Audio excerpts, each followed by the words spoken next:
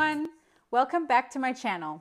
In today's tutorial, I'll be starting a new peyote stitch rope. This will be an odd count tubular stitch. But first things first, you're going to need some paracord. I picked this up at my local craft store. Some thread, as per usual, I use the hand quilting thread that I picked up at Walmart. A decent needle, mine's a little bent, but I believe this is a size 10 or 11. Your beads, you're also going to need beads. I'm using size 11 seed beads. So if you're using size 11 seed beads, a size 11 or size 10 needle will work best, especially doing a tubular peyote stitch rope. And you're going to need wax. You'll definitely need wax if you're using as much thread as I do. This makes it less likely to tangle. All right, let's get started. First, you'll want to thread your needle. And I use about 4 wingspans, and then I double it. So it's doubled all the way down through. Once you have it doubled through your needle, you'll need to coat your thread more than once with wax. Now let's take your threaded needle, and you'll want to string up about 9 beads depending on the thickness of your paracord.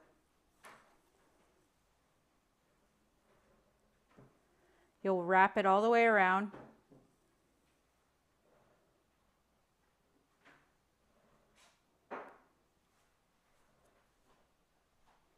And we're just going to bring it to one continuous circle.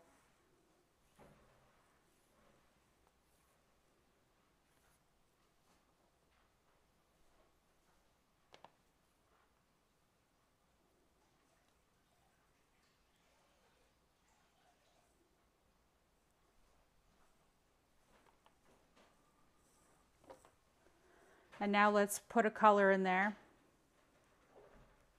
Or no, let's keep it the same. Where this knot is most likely going to be the, I like to call it the inside of my tubular stitch. So usually about where this knot is the middle of the inside of my tubular stitch.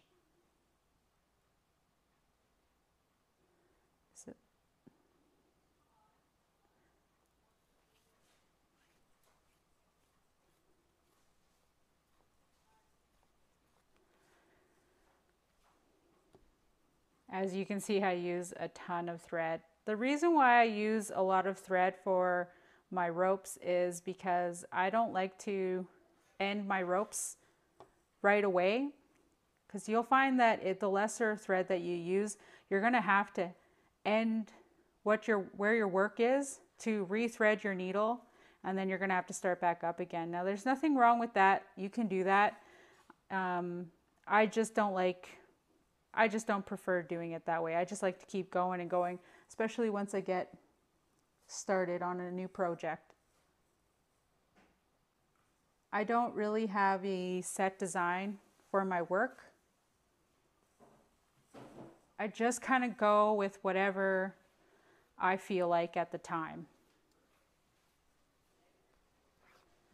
And this rope is going to be attached to a medallion.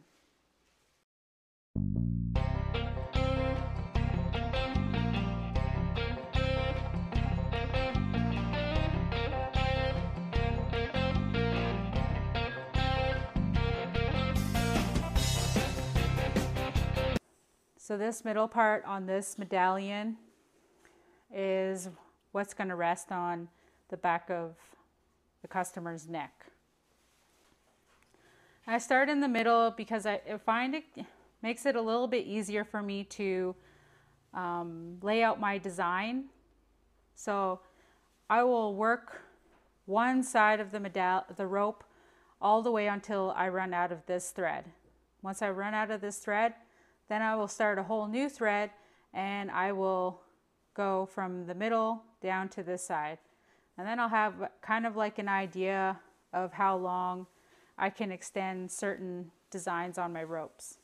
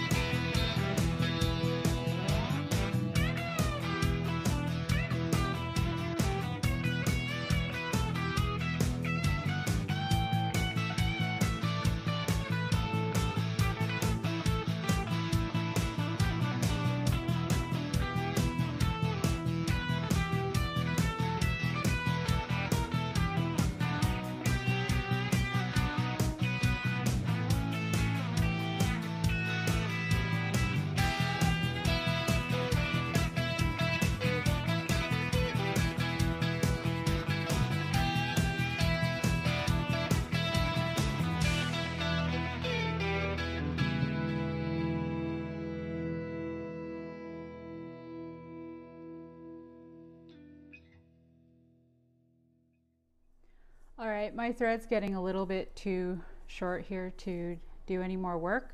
So I'm going to show you guys how I tie off, not end it, but tie off. So all I do is where I'm finishing off here with this thread, I'm going to go through the next bead down from it, and then I'll go through the next bead down from that. So I'll go through the 2 beads, and then what you want to do here is you'll want to tie a knot a couple times.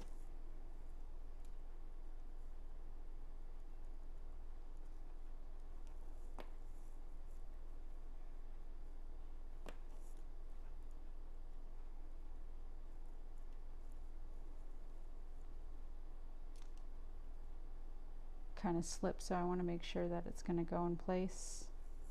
Really sucks when it doesn't go in place.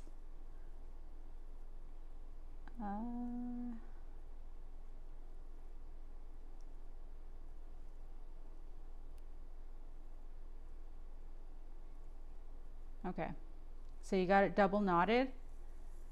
Now, wherever this thread is coming out from, you'll want to stick the needle down through the rope, and then you could try and angle it so that it comes out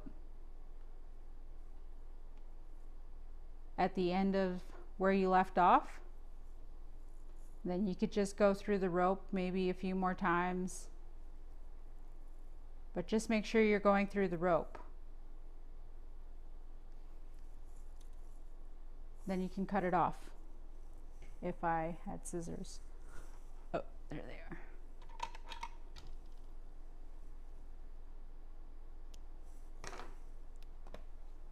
And I'll be right back to show you how I start back up again. All right, I'm back after I've threaded my needle, the 4 wingspans that I want to do. I know that it sounds a little bit crazy to be doing that much thread, but for me it works. This is what 4 wingspans gets me. All of this. So, and I didn't have to start over in between this. So when I like to start again, this side is basically the same as this side. So if you were to start over on this end, all you would do is you would find where you left off, which is usually the 3 bead trio here. That's what I like to call them. It's kind of like a 3 staircase going on, and you'll want to try and get your needle through this yellow bead right here to start. So I'll just show you an example. I'm not going to start back up on this side, but this is where you would bring your needle through, and then you would just go through this bead, through this yellow bead, and continue on with your design. So let's go ahead and go back to where I like to start off, because this is my 1/2. So this is my middle point of the rope that I'm making for my medallion. This is the part that's going to rest on the neck. So all I'm doing here is I'm going to see my 3 bead trio here. So I'm going to go through this middle bead in the trio. And all you want to do is just put your needle through the rope to come out right where that middle trio bead is. Hard to see with the needle and the beads looking the same, but you'll get the idea of it once I come through. So we're at that middle bead, and you'll just come through.